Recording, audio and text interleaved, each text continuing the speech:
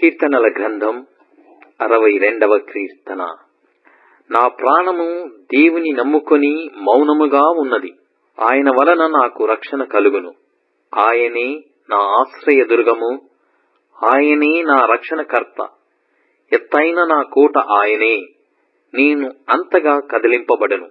ఎన్నాళ్ళు మీరు ఒకనిపై బడుదురు?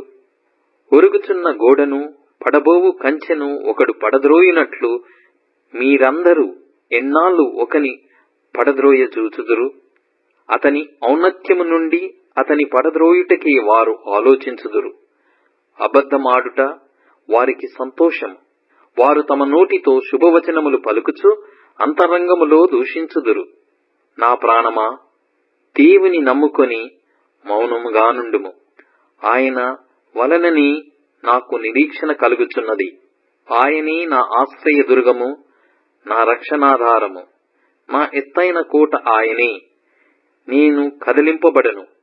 నా రక్షణకు, నా మహిమకు దేవుడే ఆధారము.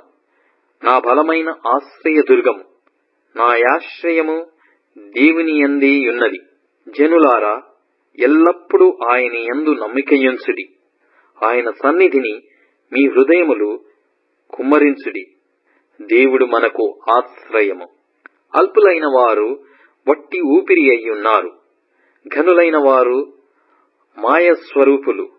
త్రాసులో వారందరూ తేలిపోవుదురు. వట్టి ఊపిరి కన్నా అలకనగా ఉన్నారు. బలత్కారమందు నమ్మికయుంచకుడి. దోచుకొనుట చేత గర్వపడకుడి. ధనము ఎచ్చినను దానిని లక్ష్య పెట్టకుడి. బలము తనదని ఒక మారు దేవుడు సెలవిచ్చెను, 2 మారులు ఆ మాట నాకు వినబడెను. ప్రభువా, మనుష్యులకందరికీ వారి వారి క్రియల చొప్పున నీవే ప్రతిఫలమిచ్చుచున్నావు. కాగా కృప చూపుటయు నీది.